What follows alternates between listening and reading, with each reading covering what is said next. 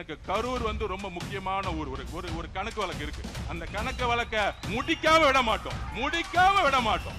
மண்டலத்தில் சொன்னோம், எங்க தலைவரை கை வச்சீங்கல்ல கரூர்ல, எங்க மக்களை கை வச்சீங்கல்ல ஸ்டாலின் அவர்களே, திரு உதயநிதி அவருடைய வாழ்க்கைக்காக எங்களுடைய மக்களை காவல்துறை மூலமா கொன்று குவிச்சீங்களா, அதுக்கான பதில் ஒரு நேரத்தில் நடக்கும். இப்ப இந்த 10 நாளா தமிழக வெற்றி கழகத்துல எம்எல்ஏவை விலை கொடுத்து வாங்குறதுக்கு 50 கோடி ஆஃபரா போன் அடிச்ச உடனே போலீஸ்க்கு இன்ஃபார்ம் பண்ணிட்டார் நம்ம எம்எல்ஏ. திராவிட முன்னேற்ற கழகத்தின் திரு மு க ஸ்டாலின் அவர்களே, எங்களுடைய ஒரே ஒரு வேட்பாளரை நீங்க விலை கொடுத்து வாங்க முடியல. அது ஞாபகம் வச்சுக்கோங்க. ஒரு வேட்பாளரை 234 233 பேர் தாக்கல் பண்ணி நின்னாங்க எலெக்ஷன்ல. உங்களுக்கு காசு கொடுத்து வேலை செய்யறதுக்கு, காசு இல்லாம வேலை செய்யறதுக்கு இன்னும் திமுக ஒண்ணும் தெரியல. இங்க இருக்கக்கூடிய அதிமுக தொண்டர்கள் ஒருத்தரும் காசுக்காக இங்க வரல. புரட்சி தலைவர் அம்மாக்காக, புரட்சி தலைவர் எம்ஜிஆர் உட்கார்ந்துட்டு இருக்காங்க.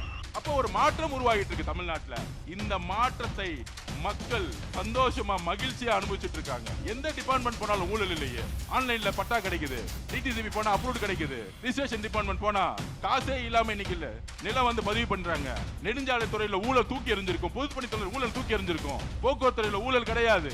அப்ப மக்கள் மகிழ்ச்சியா ஆவற நேரத்துல ஒரு சூழ்ச்சி செஞ்சு இந்த மாதிரி செந்தில் பாலாஜி அவர்கள் இந்த மாதிரி பழைய அமைச்சர்கள்ட்ட எல்லாம் காசு 10,000 கோடி 20,000 கோடி இருக்கு, விலைக்கு வாங்கி ஆட்சியை கவுக்க முடியுமான்னு பாக்குறாங்க. அதனாலதான் கரூருடைய இறப்புக்கு பின்பு தமிழகத்துடைய ஒட்டுமொத்த தாய்மார்களும் ஒன்று திரண்டாங்க. எங்க தலைவர் பின்னாடி இளைஞர்கள் ஒன்று திரண்டாங்க. கடைசியில அந்த கரூருடைய கண்ணீருடைய பாவத்துக்கு கோலத்தூர்ல திரு மு க ஸ்டாலின் அவர்கள், நீங்க தோத்தீங்க, நீங்க தோத்த பிறகு கண்ணீர் விட்டீங்களே, அந்த கண்ணீர் கரூர் மக்களுடைய கண்ணீர் ஞாபகம் வச்சுக்கோங்க.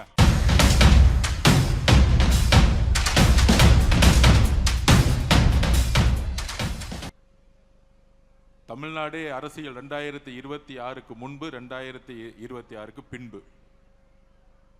முன்பு 1967 தேர்தலுக்கு முன்பு, தேர்தலுக்கு பின்பு, 1977 தேர்தலுக்கு பின்பு, தேர்தலுக்கு முன்பு, தேர்தலுக்கு பின்பு, அப்படியான அரசியல் சூழ்நிலை 50 வருடங்கள் கழித்து 2026 இப்ப சொன்னாங்களே இங்க வந்திருக்கக்கூடிய விஜயபாஸ்கர் ஸ்கொயர்னு சொன்னாங்க. ஆனால் தமிழ்நாட்டில் தேர்தலுக்கு பின்பு விஜய்ங்கிற ஒரு முழக்கம் தமிழ்நாடு முழுவதும் மட்டுமல்ல உலகம் முழுவதும் ஒலித்திட்டு இருக்கு இன்னைக்கு வரைக்கும். அதனால எங்களுடைய தலைவருடைய பெயர்ல உங்களுடைய பெயர் ஆரம்பிக்குது. உங்களுடைய எதிர்காலம் இங்க பிரகாசமாக இருக்கும். அதற்கான உறுதி எங்களுடைய தலைவரிடம் இருக்கிறது, எங்களிடம் இருக்கிறது. இணைந்து பணி செய்வோம். இணைந்து என்ன மாதிரியான பணி செய்ய வேண்டும், என்ன மாதிரியான அரசியலை 2026க்கு அப்புறம் எங்களுடைய தலைவர், எங்களுடைய முதல்வர் உருவாக்கி இருக்கிறார். எல்லோருக்கும் தெரியும், பண அரசியலை 75 வருஷ பண அரசியலை தூக்கி எறிஞ்சது தமிழக வெற்றி கழகம். மத அரசியலை தூக்கி எறிந்திருக்கிறது, ஜாதி அரசியலை தூக்கி எறிஞ்சிருக்கு தமிழக வெற்றி கழகம் இந்த தேர்தலுக்கு பின்பு. ஆனால் 2026க்கு பின்பு என்ன மாதிரி அரசியல் சூழ்நிலை, அரசியல் விமர்சகர்கள் என்கின்ற போர்வையில் பேசிட்டு இருப்பாங்க. அதிமுக இருக்கக்கூடிய எம்எல்ஏக்கள், முன்னாள் சட்டமன்ற உறுப்பினர்கள், நாடாளுமன்ற உறுப்பினர்கள், மாவட்ட செயலாளர்கள், முன்னாள் அமைச்சர்கள் எல்லாம் சேர்றாங்க. எம்எல்ஏக்கள் சேரும்போது அது வந்து குதிரை பேரும். நாங்கள் எம்எல்ஏக்கள் வரும்போது சொன்னோம், ஒட்டுமொத்த அதிமுகவுடைய 90% நிர்வாகிகள், தொண்டர்கள் தமிழக வெற்றி கழகத்தில் இணைய போகிறார்கள். ஏன் இணைய போகிறார்கள்? அதுக்கான மெசேஜும் 30 நாளுக்கு முன்னாடி சொன்னோம். 2026 தேர்தலுக்கு பின்பு தமிழக வெற்றி கழகம் 108 தொகுதியோடு நிற்கும் பொழுது, நேற்று கூட்டணி கட்சியோடைய மீட்டிங்லாம் நடந்துட்டு இருந்துச்சு. அப்ப அங்க வந்த அனைத்து தலைவர்களும், காங்கிரஸோட தலைவர்கள், நேற்று காலையில் வந்த கம்யூனிஸ்ட் தோழர்கள், மதிமுகவோட தலைவர், விசிகேவுடைய தலைவர், இந்திய கம்யூனிஸ்ட் ஐஎம்ஓட தலைவர்கள் சொன்ன ஒரு வார்த்தை, நீங்க ஆட்சி அமைக்கிறதுக்கு என்ன நிலைப்பாடுனா எடுப்பீங்கன்னு நினைச்சோம். மாண்புமிகு முதலமைச்சர் அவர்களை பார்த்து சொன்னார்கள், 108 வந்தவொடனே நீங்க அதிமுகவுடைய இபிஎஸ் அவர்களிடம் ஆதரவு கேட்பீங்கன்னு நினைச்சோம். 47 எம்எல்ஏ இருந்தாங்க. அந்த ஆதரவுடன் நீங்க ரொம்ப எளிமையா ஈஸியா நீங்க முதலமைச்சர் ஆயிருக்கலாம். ஆனால் நீங்கள் அழைத்தது இந்திய காங்கிரஸ் கட்சியை. அவங்க 5 எம்எல்ஏ தான் வச்சிருந்தாங்க. கம்யூனிஸ்ட் கட்சி தோழர்கள் சப்போர்ட் பண்ணுவாங்களா இல்லையா தெரியாது. விசிகே சப்போர்ட் பண்ணுமா இருக்கா தெரியாது. 60 வருஷம் உறவு இருக்கக்கூடிய ஐயுஎம்எல் சப்போர்ட் பண்ணுமா இருக்குமா தெரியாது. ஆனால் நீங்கள் காங்கிரஸை அழைத்த பொழுது நாங்கள் நம்பினோம். நீங்கள் மதசார்பற்ற கொள்கையிலும் சமூக நீதி கொள்கையிலும் உறுதியாக இருக்கிறது என்பதை நாங்கள் நம்பினோங்கிறது எல்லா தலைவர்களும் சொன்னார்கள். அப்ப எங்களுடைய தலைவர் தமிழக வெற்றி கழகம் எம்எல்ஏக்கள் தேவைப்பட்டாலும் காங்கிரஸோடைய 5 எம்எல்ஏக்களுடன், கம்யூனிஸ்ட் தோழர்களுடன், விசிகே தோழர்களுடன், ஐயுஎம்எல் தோழர்களுடன் ஆட்சி அமைக்கிறதுக்கு கடைசி நாள் வரைக்கும் போராடினோம். ஆனால் ஏன் அதிமுகவுடைய திரு இபிஎஸ் பழனிசாமி நாங்கள் ஆதரவு கேட்கவில்லை? It's a political strategy. என்ன பொலிட்டிக்கல் ஸ்ட்ராட்டஜி அது? தேர்தலுடைய ரிசல்ட் வந்துட்டு இருக்க நேரத்தில் ஒரு 7-8 மணிக்கெல்லாம் தகவல் வந்து 108 110 நிக்கிறோம். சரியாக நைட்டு 10 மணிலிருந்து திரு மு.க. ஸ்டாலின் அவர்களும் திரு உதயநிதி அவர்களும் அதிமுகவுடைய இபிஎஸ் பழனிசாமி அவர்களும் அவருடைய மகன் மிதுன் அவர்களும் பாஷ்யம் கன்ஸ்ட்ரக்ஷன் கம்பெனியுடைய ஓனர் அவர்களும் எல்லோரும் ஒன்று சேர்ந்து திமுகவும் அதிமுகவும் சேர்ந்து ஆட்சியை அமைக்க பேச்சுவார்த்தை நடத்த ஆரம்பிச்சிட்டாங்க. அதிமுகவுடைய நிறுவனர் யார்? புரட்சி தலைவர் அவர்கள் எதற்காக கட்சியை உருவாக்கினார்? அண்ணன் செங்கோட்டையன் வந்தார்களே இங்க, புரட்சி தலைவருடைய அமைச்சரவையில் பங்கு பெற்றவர். அதுக்கப்புறம் புரட்சி தலைவி அம்மா அவர்கள் அதிமுகவை வழிநடத்திய பொழுது எதற்காக என்ன சொல்லி வழிநடத்தினார்கள்? இந்த திமுக தீய சக்தி குடும்பம் ஊழலுக்காக உருவாக்கப்பட்டது. இந்த தீய சக்தி எதற்கு அதிமுகவை உருவாக்கியது புரட்சி தலைவர் எம்ஜிஆர் அவர்கள். அதை வழிநடத்தியவர்கள் புரட்சி தலைவி அம்மா அவர்கள். புரட்சி தலைவர் அவர்களுக்கு என்ன நேர்ந்தது? புரட்சி தலைவி அவர்களுக்கு என்ன நேர்ந்தது? சட்டமன்றத்தில் மரபை பத்தி பேசுறாங்க. புரட்சி தலைவி அவர்களை சேலையோ ஜெயிச்சு முடிச்ச உடனே அங்க ஒரு குடும்ப கட்சி, இப்பொழுது இபிஎஸ் அவர்களும் தன்னுடைய மகனும் மட்டும்தான் கட்சி நடத்திட்டு இருக்காங்க, வேற யாரும் இல்லை. இப்ப இன்றைக்கு 2 சகோதரர்கள் விஜயபாஸ்கர் சேர்ந்த பிறகு 60% அதிமுக இணைந்து விட்டது. % தான் இருக்கு, இன்னும் 30% தான் இருக்கு. அப்ப பொதுமக்களுக்கு வெளிப்படைத்தன்மை நம்ம பேசணும். எதுக்கு இந்த பொலிட்டிக்கல் ஸ்ட்ராட்டஜி எடுக்கிறோம்? எதிர்காலம் அல்ல, உடன்படிக்கை ஏற்பட்டு விட்டது. இன்னும் அறிவிப்பு மட்டும்தான் இல்ல. திரு மு.க. ஸ்டாலின் அவர்களும் தலைவர், அதிமுகவோட பொதுச் செயலாளர் கூடிய விரைவில் கூட்டணி அறிவிக்க போறாங்க. ஒன்னு உள்ளாட்சி தேர்தல் அப்ப இருக்கும், இல்லைன்னா லோக்சபா தேர்தல் இருக்கும், மக்களவை தேர்தல் இருக்க போகுது. அப்ப இவங்க 2 பேரும் சேரும் பொழுது டெல்லியோடைய சப்போர்ட்டும் பிஜேபியோட சப்போர்ட்டும் சேர்ந்துக்கிட்டு ஒரு அரசியல் சூழ்நிலையை தவறா தமிழ்நாட்டில் உருவாக்கிடக்கூடாது. அப்படி சேரும் பொழுது ஒட்டுமொத்த அதிமுக நிர்வாகிகள் ஆல்ரெடி இங்க மூவ் ஆயிட்டாங்க, தமிழ் வெற்றி கழகத்துக்கு மூவ் ஆயிடுவாங்க அந்த முடிவு எடுக்க போது முன்னாடியே. அப்ப நாளைக்கு அதிமுக வெறும் பேப்பர் லெவல்ல இருக்கும். அப்ப இபிஎஸ் அவர்களும் திரு மு.க. ஸ்டாலின் சேரும் பொழுது ஒவ்வொரு மாவட்டத்திலும் திரு இபிஎஸ் அவருடைய அதிமுக வேலை செய்யறதுக்கு ஒரு நிர்வாகி இருக்க மாட்டாங்க, ஒரே ஒரு நிர்வாகி இருக்க மாட்டாங்க. அவருடைய மகனும் திரு இபிஎஸ் பழனிசாமி அவர்கள் மட்டும்தான் கட்சியில் இருப்பாங்க. இன்னொரு 5 பேர் இருப்பாங்க, அவங்களுக்கு தேர்தல் வேலை செய்யவே தெரியாது, அவங்களை விட்டுருவோம். இப்பயே தீர்மானம் போடுறாங்களாம், திரு மிதுன் அவர்கள் கட்சியை வழி நடத்தணும், இளைஞர் அணி தலைவர் ஆகணும். அதுல அவர் சொல்றாரு, அன்னைக்கு பேட்டி எடுக்கும்போது சொல்றாரு இபிஎஸ் அவர்கள், என்னுடைய மகன் ஒன்லி உறுப்பினர் தான், அரசியல் ஆசைலாம் எதுக்கு நீங்க உறுப்பினரா வச்சுக்கிறீங்க? எதுக்கு தெரியுமா? திரு உதயநிதி அவர்கள் சொன்னாருங்களே, என் மகன் 25 வருஷமா உறுப்பினரா இருந்தாரு, அதனால டக்கு நான் இளைஞர் தலைவர் ஆகிட்டேன், அதனால சட்டமன்ற உறுப்பினர் ஆகிட்டேன், அதனால துணை முதலமைச்சர் ஆகிட்டேன். இதே கதையை தான் அடுத்து இபிஎஸ் அவர்கள் ஃபாலோ பண்ண போறாங்க. இதை தெரிஞ்சுக்கிட்டாங்க எல்லா மாவட்ட செயலாளர்களும் எல்லா முன்னாள் அமைச்சர்களும் நல்லா தெரிஞ்சுக்கிட்டாங்க. இது குற்றச்சாட்டு அல்ல. 2 பேரும் சேர்ந்து சொன்னது யார் தெரியுமா?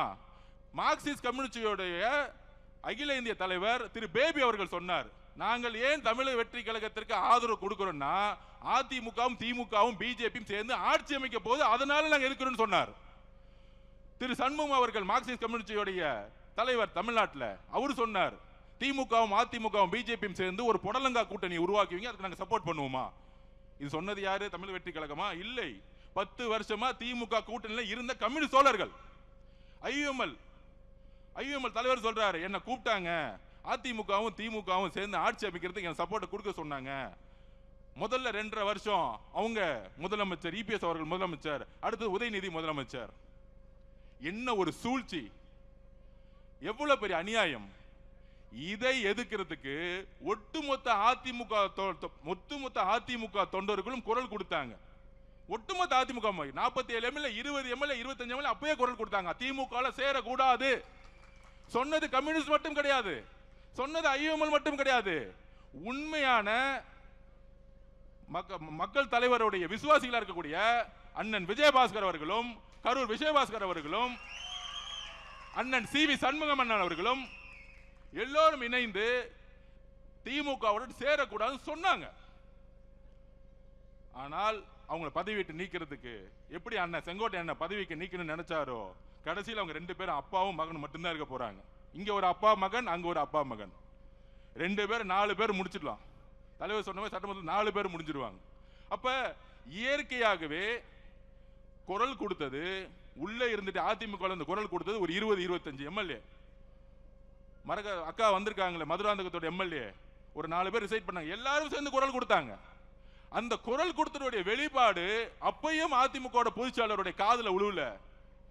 அதனாலதான் ரிசைன் பண்ணி தமிழக வெற்றி கழகத்தில் சேர்ந்தாங்க தைரியமா. 10 நாள் அவர் எம்எல்ஏ ரிசைன் பண்ணா அதுக்கு ஒரு தைரியம் வேணும். அந்த தைரியம் எங்கிருந்து வந்துச்சுன்னா, புரட்சி தலைவி அம்மா கிட்ட நான் வளர்ந்தேன், எனக்கு பேர் வச்சதே புரட்சி தலைவர் தான், அம்மா புரட்சி தலைவர் தான் எனக்கு பேர் வச்சாங்க. மதுராங்கத்தோட எம்எல்ஏ நம்ம சகோதரி சொன்னாங்களே, புரட்சி தலைவர் தான் எனக்கு பேர் வச்சாங்க. எப்படி நான் திமுக சேரும் போது நான் எப்படி அந்த கட்சியில் இருப்பேன்? தைரியமா கையை ரிசைன் பண்ணிட்டு வந்தாங்க. ஆனா நம்மள பார்த்து சொல்றாங்க குதிரை பேர் நடத்துறேன்னு. குதிரை பேர் நடத்துறது யாரு? எனக்கு கரூர் ரொம்ப முக்கியமான ஊர். ஒரு கணக்கு வழக்கு இருக்கு. அந்த கணக்கு வழக்க முடிக்காம விட மாட்டோம். இதே மண்டலத்தில் சொன்னோம், எங்க தலைவரை கை வச்சீங்கல்ல கரூர்ல, எங்க மக்களை கை வச்சீங்கல்ல ஸ்டாலின் அவர்களே, திரு உதயநிதி அவருடைய வாழ்க்கைக்காக எங்களுடைய மக்களை காவல்துறை மூலமா கொன்று கூச்சீங்களா, அதற்கான பதில் ஒரு நேரத்தில் நடக்கும். சட்டம் தன்னுடைய கடமையை செய்யும். அப்ப கரூர்ல எந்த மாதிரி சூழ்ச்சியை உருவாக்கினார், அது கண்பட பார்த்தவர் நம்மளுடைய அண்ணன் விஜயபாஸ்கர் அண்ணன். எல்லா உண்மைகளும் வரும். இதை மறைக்கிறதுக்காக தான் இப்ப இந்த 10 நாளா தமிழக வெற்றி கழகத்தில் எம்எல்ஏவை விலை கொடுத்து வாங்குறதுக்கு 50 கோடி ஆஃபரா. போன் அடிச்ச உடனே போலீஸ்க்கு இன்ஃபார்ம் பண்ணிட்டார் நம்ம எம்எல்ஏ.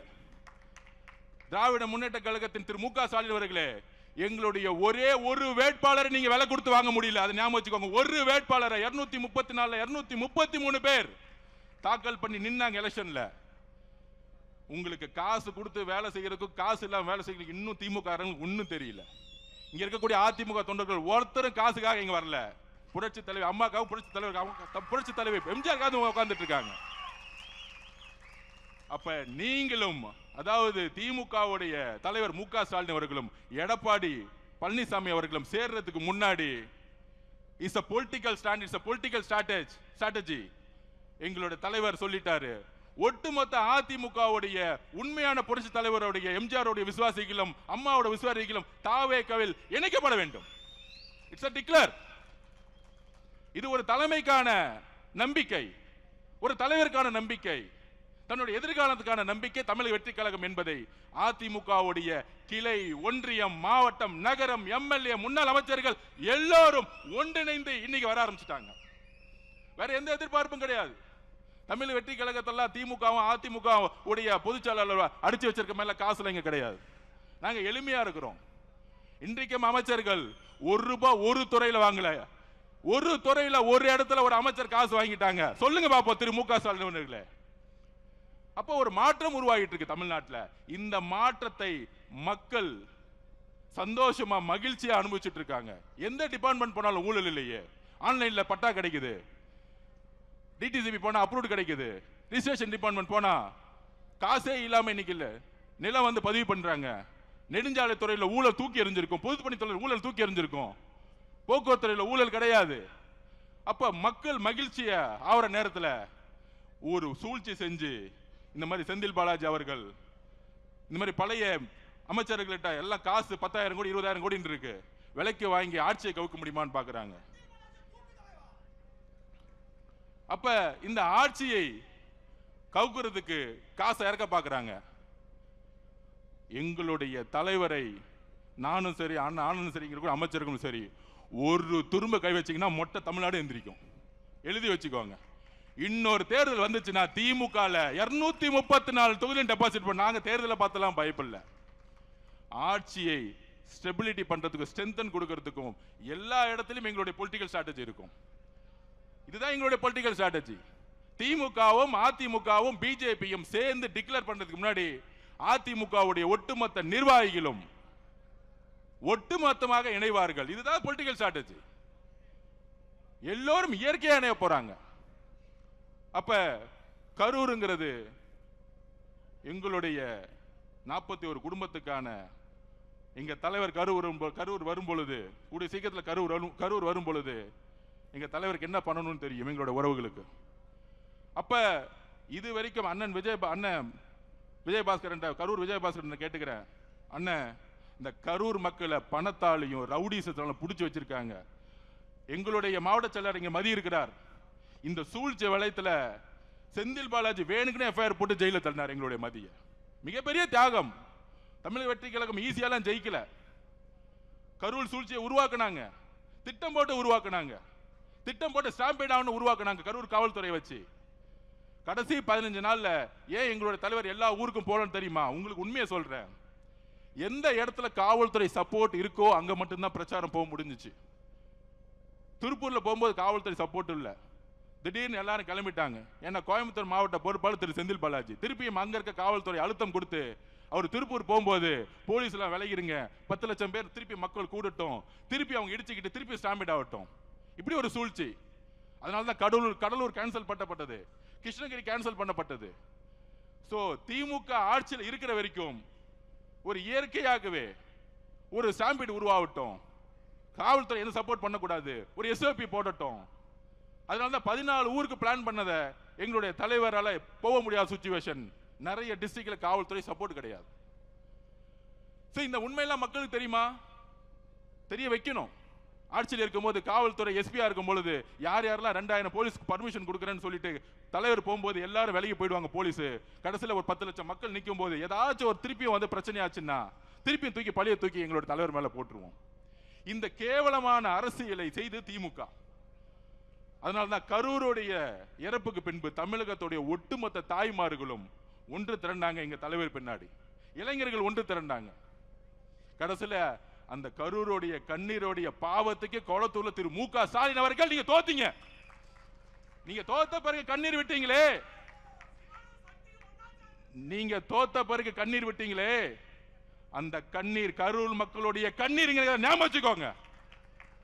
அந்த பாவங்களை சும்மா விடாது, உங்க குடும்பத்துக்கு விடாது. நாங்க இன்னைக்கு சொல்றோம், இந்த திமுக அதிமுக தாவேகாவுடைய இணைப்புக்கு அப்புறம் உங்க குடும்பத்துல நீங்க தான் கடைசி முதலமைச்சர் திரு மு.க. ஸ்டாலின் அவர்களே. எழுதி வச்சுக்கோங்க, எழுதி வச்சுக்கோங்க. கிளம்பி லண்டன் போய் செட்டில் ஆகிதான் உங்க குடும்பம். கிளம்புங்க, கொள்ளடிச்ச பணத்தோட கிளம்பிருங்க. நாங்க ஓபனா டிக்ளேர் பண்றோம், கரூருக்கு அப்புறம் எங்களுடைய பரம எதிரி நீங்க தான்.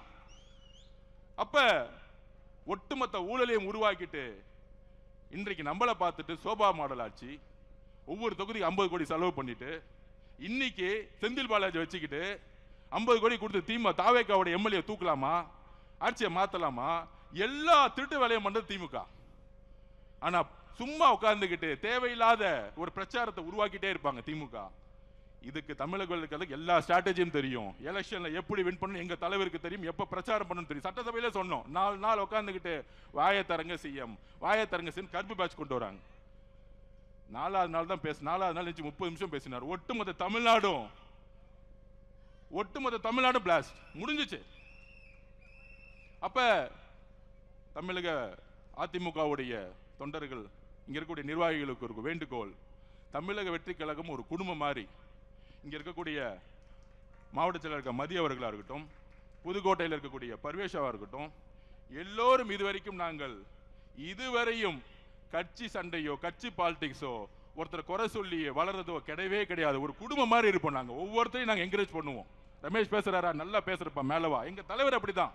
பேசி முடிச்ச உடனே, அர்ஜுன் நீங்க நல்லா பேசுனீங்க அர்ஜுன் அப்படின்னு ஒரு தைரியமான தலைவர். அவ்வளோ ஒரு ஃப்ரீடம் இருக்கு இந்த கட்சியில. இங்க இருக்கக்கூடியவர்கள் எல்லோரும் அந்தந்த மாவட்டத்தில் இருக்கக்கூடிய நிர்வாகிகளோட ஒன்றிணையணும். இங்க சென்னையில மட்டும் ஒன்றிணைய கூடாது. மாவட்ட லெவல்ல ஒன்றியம், கிளை கழகம் எல்லாத்திலும் ஒன்றிணையணும். அதுக்கான பக்குவம் தமிழக வெற்றி கழகத்திற்கு உங்களுக்கும் இருக்கும்.